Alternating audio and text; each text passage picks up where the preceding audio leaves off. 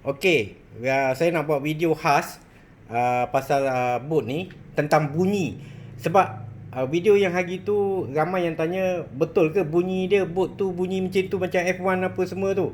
Ya, memang betul. Memang bunyi dia memang macam tu. Okey, ni saya nak buat satu video untuk bunyi saja. FT012 atau 009 atau 011 bunyi dia semua lebih kurang sama je.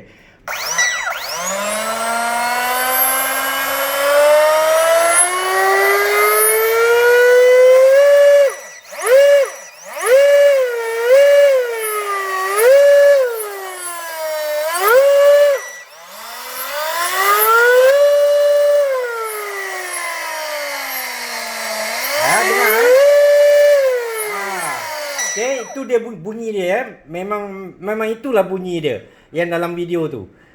Bukannya ada edit ke apa, memang itulah bunyi boat ni macam F1. Lagi sekali sikit lagi, tengok.